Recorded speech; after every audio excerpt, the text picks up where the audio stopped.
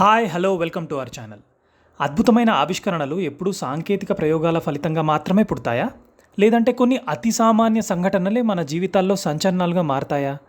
ఒకవేళ మీ చేతిలో ఉన్న చాక్లెట్ వేడిగా మారి కరిగిపోతే అది ఓ ప్రమాదమా, లేక ఓ కొత్త డిష్ ఆరంభమా? ఒక పొరపాటుతో తయారైన పకోడీ వెనుక కథను తెలుసుకుంటే ఆశ్చర్యపోతారు. మరి మీ ప్లేట్లో ఉన్న ఆ మసాలా చిప్స్ ఒక నిమిషం ఆలస్యంగా ఫ్రై చేయబడిందనే ఒక రీసెర్చ్ వల్లనే పుట్టిందా? రోజు తినే కొన్ని ప్రముఖ ఫుడ్స్ ఎలా పుట్టాయి అనేదే కాదు, అవి ఎలాంటి ప్రమాదాల వల్ల ఎలా కనుగొనబడ్డాయో తెలుసుకుంటే మీరు ఆశ్చర్యపోవడం ఖాయం.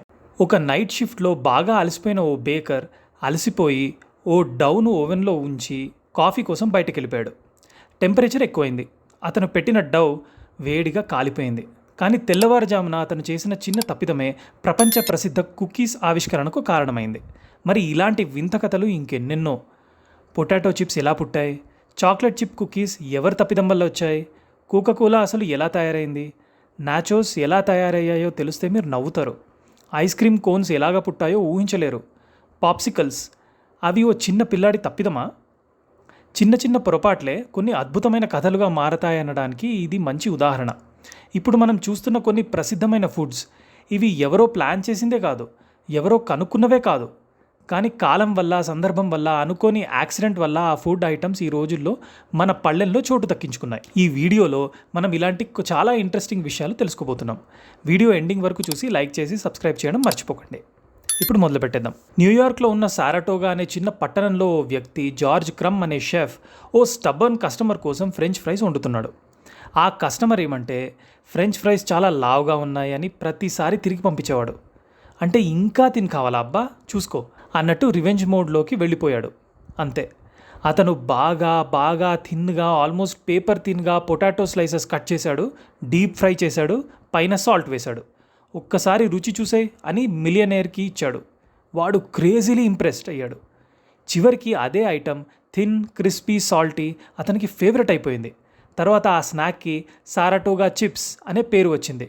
అవే ఇప్పుడు మనం పిలుచుకునే పొటాటో చిప్స్ ఆర్ క్రిస్ప్స్. ఇక చాక్లెట్ చిప్ కుకీస్ కథ వేరే స్థాయిలో ముద్దుగా ఉంటుంది. రూత్ వేక్ఫీల్డ్ అనే ఓ హోటల్ ఓనర్ ఒకరోజు కుకీస్కి చాక్లెట్ బ్లెండ్ చేస్తూ దగ్గరలో ఉన్న సెమీ స్వీట్ చాక్లెట్ చంక్స్ను వేసింది. తన కుకీస్లో ఫుల్ చాక్లెట్గా కరిగించాల్సిన బదులు ఆమె దగ్గర ఉన్న Nestle semi sweet chocolate bar ముక్కలుగా తరిగి వేసింది. ఆమెకు చాక్లెట్ ముక్కలు కరిగి కుకీస్లో మిక్స్ అవుతాయి అనిపించింది, కానీ అవి కరిగిపోకుండా కుకీస్లో మెత్తగా అలాగే మిగిలిపోయాయి. అప్పుడు యాక్సిడెంటల్గా చాక్లెట్ చిప్ కుకీస్ జన్మించాయి. చాక్లెట్ చిప్ కుకీస్ అనే కొత్త ఫేమస్ ఐటమ్ తయారైంది. ఇమాజిన్ చేయండి, ఎన్ని బేకరీలు, బ్రాండ్స్ ఈ కుకీస్ పైన డిపెండ్ అవుతున్నాయో. పాప్సికల్ ఐస్ లాలీపాప్ పసిపిల్లల చైల్డ్హుడ్ కంపానియన్. ఒక 11 ఏళ్ల పిల్లవాడు ఫ్రాంక్ ఎపర్సన్ ఓ రాత్రి fruit juice plus soda powder కలిపి ఒక స్టిక్ పెట్టి గ్లాస్లో వేశాడు.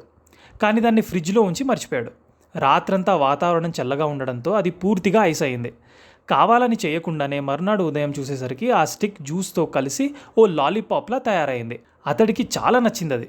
తరువాత ఈ ఆవిష్కరణను పాప్సికల్ అనే పేరు పెట్టి పేటెంట్ కూడా దాఖలు చేశాడు. పాపులర్ డ్రింక్ కోకాకోలా రోజువారీ జీవితంలో చల్లటి పానీయం, కానీ దీని కథలో ఓ అనుకోని సంఘటన దాగుంది. నిజానికి కోకాకోలా అనేది మెడిసిన్గానే మొదలైంది, సాఫ్ట్ డ్రింక్ కాదు. 1886లో అమెరికాలోని జార్జియా రాష్ట్రం అట్లాంటాలో ఉన్న డాక్టర్ జాన్ స్టిత్ పెంబర్టన్ అనే ఒక ఫార్మసిస్ట్, ఆయన ఒక సైనికుడు కూడా, తలనొప్పి, నరాల బలహీనత దీనికి మందుగా ఒక టానిక్ తయారు చేశాడు. ఆ టానిక్లో ప్రధాన పదార్థాలు కోకా లీవ్స్, కోకేన్ అనే పదార్థం తక్కువ పరిమాణంలో ఉండేది అప్పట్లో, మరియు కోలా నట్స్, ఇవి కెఫెయిన్ ఇస్తాయి. ఈ రెండిటిని కలిపి పేపర్ మీద పేరు వేశాడు, కోకా కోలా అని. కానీ అతని బుక్ కీపర్ స్పెల్లింగ్ మార్చి అచ్చంగా కనిపించేలా కోకా కోలా అని అన్నాడు, COCA-COLA. అదే పేరు నిలిచిపోయింది. మొదట్లో ఇది మెడికల్ సిరప్లా ఫార్మసీస్, మెడికల్ షాప్స్లో సోడా వాటర్తో కలిపి ఇచ్చేవారు. చాలామందికి ఇది రిఫ్రెషింగ్గా అనిపించడంతో మందులా కాకుండా పానీయంగా ప్రాచుర్యం పొందింది. తరువాత డాక్టర్ పెంబర్టన్ ఈ ఫార్ములాను అమ్మేశాడు. అలాగే కోకాకోలా మామూలు మందులా కాకుండా ప్రపంచంలోనే మోస్ట్ సోల్డ్ సాఫ్ట్ డ్రింక్లా మారిపోయింది. నాచోస్ కథ చెప్తే మీరు నవ్వకుండా ఉండలేరు. ఎందుకంటే ఇవి కూడా ఒక వెయిటర్ మిస్ అయిన రోజున ఒక షెఫ్కి పని పెరిగిన సందర్భంలో పుట్టిన స్నాక్ ఐటమ్. ఇది 1943లో మెక్సికోలోని ఓ చిన్న టౌన్ పెడ్రాస్ నెగ్రాస్ అమెరికా బార్డర్కి దగ్గరలో ఉంది. ఆ టౌన్లో విక్టరీ క్లబ్ అనే రెస్టారెంట్ ఉంది. ఒకరోజు అమెరికన్ ఉమెన్ కస్టమర్స్ గ్రూప్ ఆ హోటల్లోకి అకస్మాత్తుగా వచ్చారు. కానీ అప్పటికే షెఫ్ హోటల్లో లేరు. కానీ వేరే పర్సన్ ఇగ్నేషియో నాచో అనాయా అక్కడ ఉన్నాడు.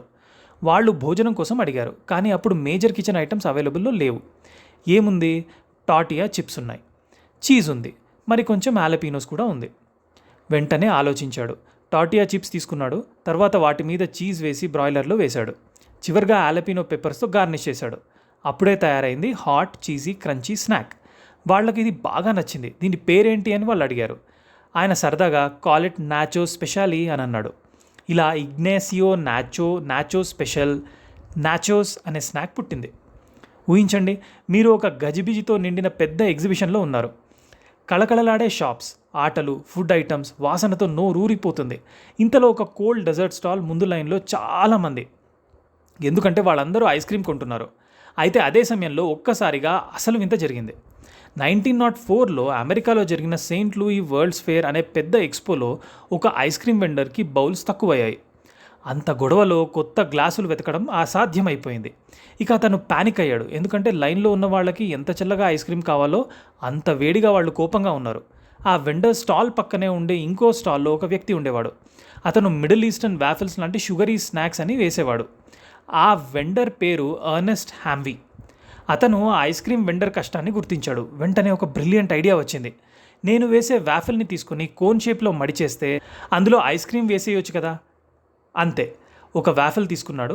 వెంటనే కోన్లా మడిచాడు. ఆ కోన్లో ఐస్ క్రీమ్ వేశారు. ఇది చూసిన క్రౌడ్ ఆశ్చర్యపోయింది. వాళ్ళందరూ ఆ ఎడిబుల్ కోన్ని చాలా ఇష్టపడ్డారు. ఎందుకంటే వాళ్ళు ఐస్ క్రీమ్ తినేసిన తర్వాత గ్లాస్ పడేసే అవసరం లేకుండానే దాన్నే తినేయొచ్చు కూడా. ఈ చిన్న క్రియేటివిటీ పెద్ద ఆవిష్కరణకి దారితీసింది. ఇలా మొదలైందే కోన్ ఐస్ క్రీమ్ చరిత్ర. ఇందులో ప్రత్యేకత ఏంటంటే ఇది ఒక కేర్ఫుల్ ప్లానింగ్ వల్ల కాదు, ఒక అనుకోని అవసరం వల్ల పుట్టిన ఆవిష్కరణ. ఇప్పుడు ఈ కోన్ లేకుండా ఐస్ క్రీమ్ ఊహించగలరా? క్రియేటివిటీ ఎక్కడైనా పుడుతుంది. ఎప్పుడు అవసరం వస్తే అక్కడే ఇన్వెన్షన్ జరగవచ్చు. ఈ వీడియోని లైక్ చేసి సబ్స్క్రైబ్ చేయడం మర్చిపోకండి. మీ ఫేవరెట్ ఫుడ్ ఏంటో కామెంట్ చేయండి. Thank you.